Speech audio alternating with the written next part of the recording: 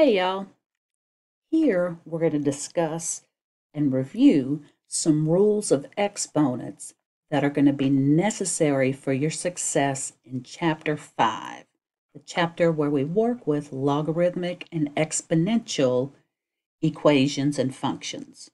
So this is necessary for our work in Chapter 5 in College Algebra.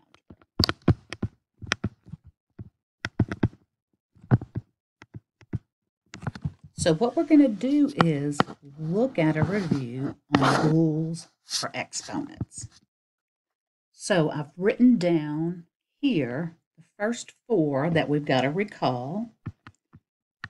Anything to the zero power, the product rule, the negative exponents rule, and the division rule. Let's recall. First rule says anything to the zero power is equal to 1. And that's true, and it doesn't matter what you're raising to the zero power. It's going to always be 1. For instance, 6 to the zero power, don't even stop and think. It's 1. What if it were negative 6 to the zero power? What's your thought? Negative 1. A y to the zero power? He's 1. The one above is a negative because we just carry that negative through. The zero power was on the 6 only and not on the negative, so the negative gets carried through. Just a note on that. And then look at this expression, x to the fourth, y to the third, all that raised to the zero power. If it's to the zero power, answer is always 1. 6 to the zero power was 1, negative 6 to the zero power, negative 1. Okay, so there's our zero power rule. The next rule is when you have a product. What do you do with those exponents? Well, the rule says we're going to add those two together. So if I had a 4 to the 5th power times just a 4, realize that when anything stands alone, it has an understood power of 1. So this would be 4 to the 5th times 4 to the 1st. The rule says I add those up, so that would be 4 to the what power? 6 power. Because 5 plus 1 would give me 6. Now I could go to my calculator and figure out 4 to the 6th power, but right now I just want to emphasize working with the exponents. Okay, let's look at this. X to the 5th times x to the 3rd. This rule says add those two exponents up. So that would be x to the 5 plus 3, so we would be looking at x to the 8th. This answer would be 4 to the 6th. Now this next one I threw in. Just having a few technical difficulties. Got to get through it. Let's look at this example. This is a negative 2 times a y squared, and that's raised to the 3rd power. I could think of this a couple of ways. 3rd power means it occurs 3 times. So that's basically like a negative 2y squared times a negative 2y squared times another negative 2y squared. Well, the negative 2 times the negative 2 times the negative 2 would be a negative 8. And the y squared times the y squared times the y squared, I would use my rule where I would add exponents. So 2 plus 2 plus 2 would be 6. So I could think of it this way as writing it out 3 times. Or I can just look at this 3rd exponent is going to be distributed as an exponent to everybody inside. So it's like a negative 2 to the 3rd power and a y squared to the 3rd power. Negative 2 to the 3rd power would be negative 2 times negative 2 times negative 2, which would be negative 8. And notice with the y squared to the 3rd power, we just have to multiply those exponents. So when we see stacked exponents like that, we're just going to multiply 2 times 3, which is 6. So 2 ways we could think about that problem. Let's check out the negative exponent rule. You have anything raised to a negative power, you can remove that negative exponent and make it positive by taking the reciprocal. So the reciprocal gets rid of a negative exponent. Let's see how that works. I have a -2 raised to the -4th power. Well, let's just disregard that negative right now and just look at 2 to the -4th. I need to make that negative exponent positive, so the rule says we're going to take the reciprocal. So the reciprocal would be 1 over 2, but now instead of a -4, it makes it a +4. Taking the reciprocal changes the negative exponent to a positive exponent.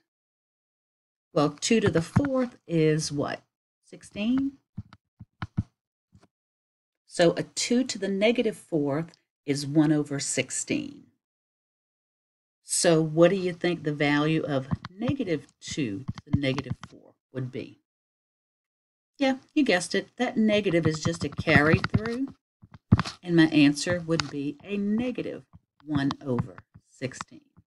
So really, no difference. That negative in front would just carry through to my answer and make it negative.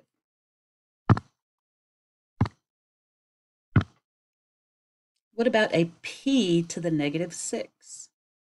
Remove the negative exponent by taking the reciprocal, so it'd be 1 over p to the +6. That's how we take care of negative exponents. Okay, so we looked at the zero exponent rule, the product rule where we add exponents, the reciprocal to get rid of negative exponents, and finally, let's look at the division rule for working with exponents. And the rule says we have to subtract the top exponent minus the bottom exponent. So let's do it.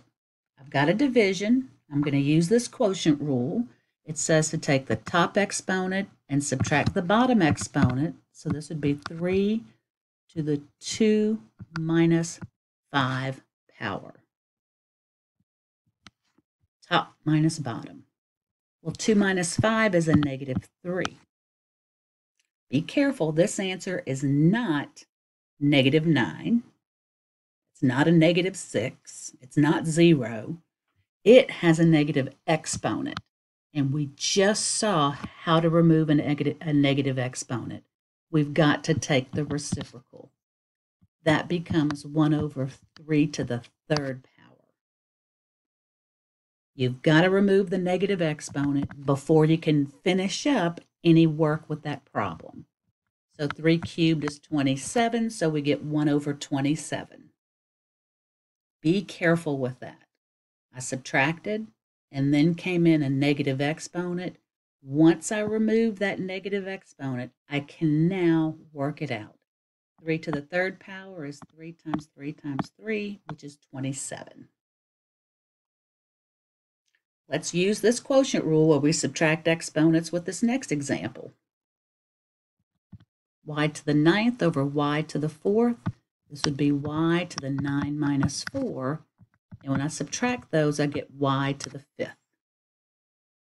Now notice I'm subtracting them because I have the same base, y and y. So I can perform this operation of subtraction when those bases are the same. Let's look at this last example. I've got x to the 3rd over y to the 4th, all raised to the 3rd power. Since I have an x on the top and a y on the bottom, I can't do this subtraction of exponents because the bases aren't the same. But I can emphasize what happens when this is to the 3rd power. This is like writing x cubed over y to the 4th times x cubed over y to the 4th times x cubed over y to the 4th. This is just saying, the 3 exponent is saying write it down 3 times. Well, when I have this multiplication, remember you just add add your exponents. 3 plus 3 plus 3. This ends up being x to the 9th. 4 plus 4 plus 4 would be a y to the 12th. I couldn't do anything else with that because I have different bases. So I would leave my answer that way. I want you to realize there would be another way to do it if I just worked with the exponent. That 3 exponent would distribute to that 3 exponent and to the 4 exponent. If I multiply them, 3 times 3 would be y to the 9th. 4 times 3 would be, x to the 9th over y to the 12th. You could look at that either way. Our last set of rules for exponents have to do with radicals. We've worked with radicals before, square roots, cube roots, but we have a different way to write them. If I have the nth root of x, I can rewrite that as an exponent as an x to the 1 over n power. So radicals can be written as fractional exponents. So if I wanted to rewrite the square root of x as x to a power, it'd be x to the 1/2. The cube root of x would be x to the 1/3. If I had the 4th root of x, it would be x to the 1/4. So let's think about this 16 to the 1/2. What does a 1/2 exponent mean? Well, if I travel back up, it means square root. So this expression means to take the square root of 16. And we can figure out the square root of 16. It's 4 because 4 times 4 is 16. So look at the two ways we worked with that. Changing radicals to exponents, and then having something with a fractional exponent and changing it back to a radical so we can get to that base value. Now, we'll see some of these sometimes, but there may be a power involved.